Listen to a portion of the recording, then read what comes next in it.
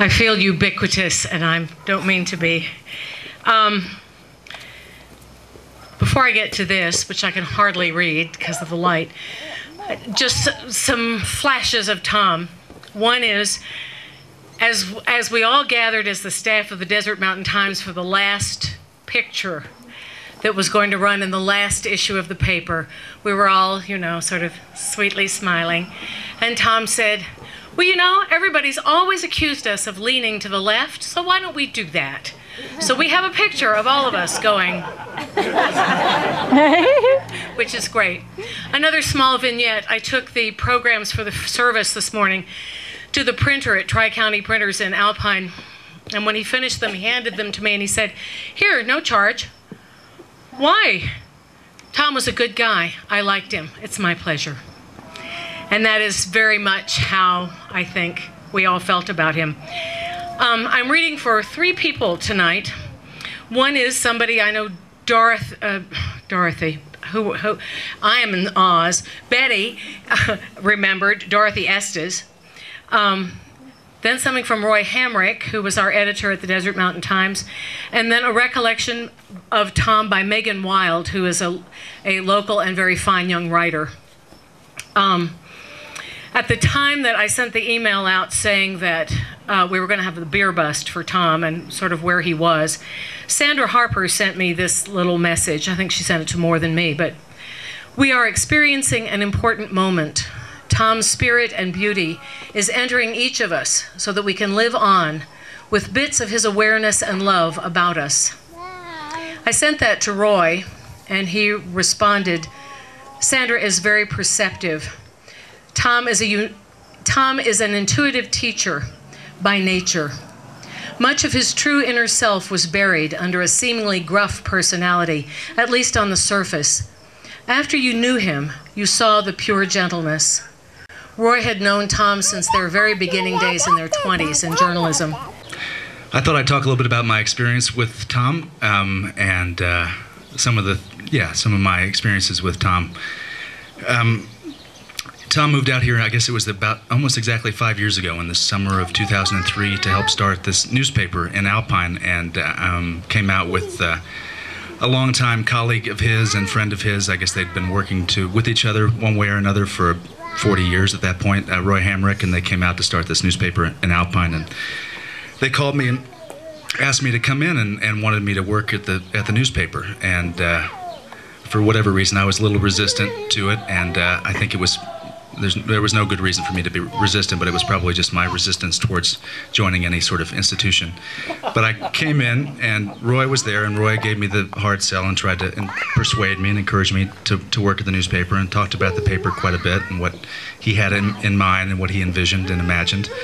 And Roy was all business in that way. And then I went in to meet Tom, and Tom and I had a sort of a remarkable conversation, and it didn't really have anything to do with the newspaper at all.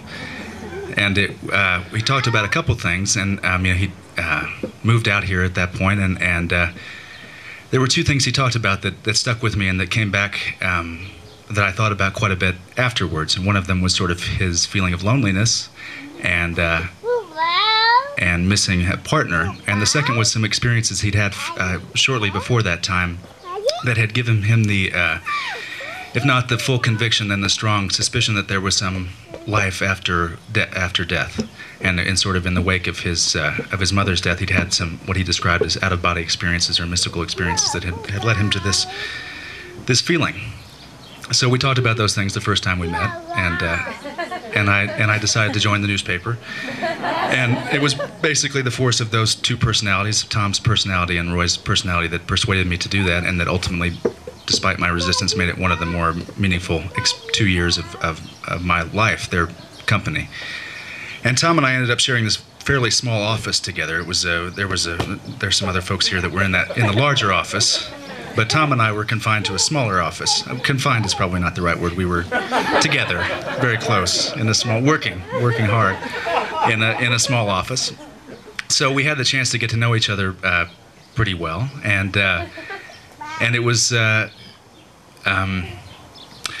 so we started this newspaper, and it was a lot of work, and but it was also it was an education for me.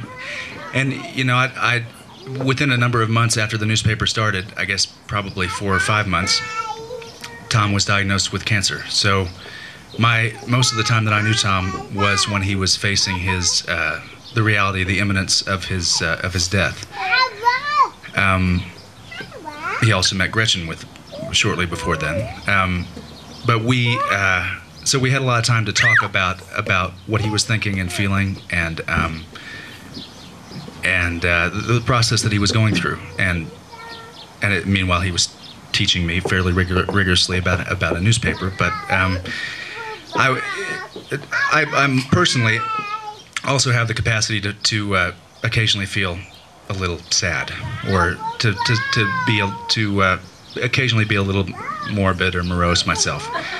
And we shared this small office together, and so I would come into the office some days. I would look a little ragged, you know, or I would feel a little sad about a girl or something, you know, or I'd abused my body the night before, or whatever it was. But we shared this time together, and one day I came in, and I must have been looking particularly low or morose at that time, and I sat down at the desk, and I guess I was prepared to deal with whatever had to be dealt with at that time, and Tom passed me this note.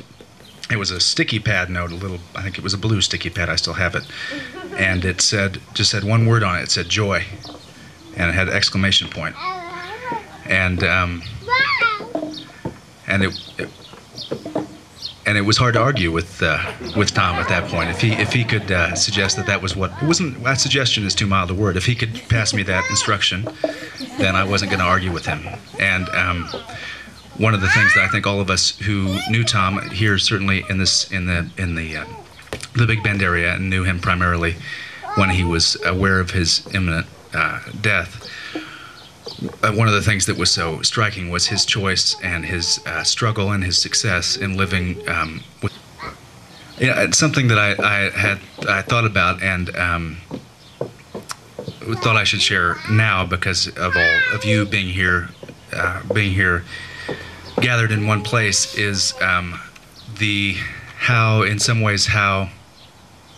Tom moved here from Arlington in the relative anonymity of a sprawl, and came to this place where so many people obviously knew him and loved him and cared about him, and some of us had deep encounters with him and deep experiences with him, and some of us had more passing encounters with him, but everyone knew him and recognized him, and I think that was something that he was a blessing for him and for us.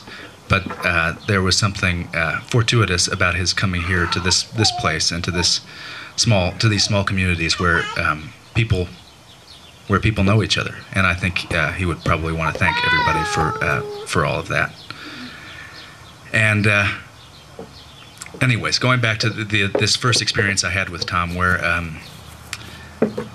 he brought up these two issues of his loneliness and his sort of missing a partner, and this sort of sense of life after death. And within 6 months, he found a partner, and then shortly thereafter found a partner in Gretchen, and shortly thereafter been diagnosed with cancer. And those things came back into my mind as almost sort of serendipitous, or almost like there was a sense of foreshadowing to it. And but it was, if that would give you the idea that Tom somehow came here to die, that would be the wrong impression, because he came here to live, and he did live very fully, and left so much to all of us here. And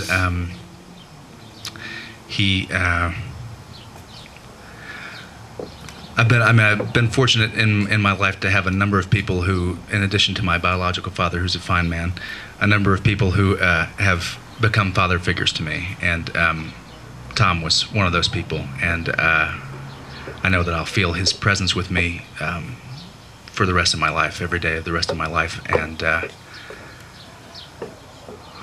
I think that's about it. But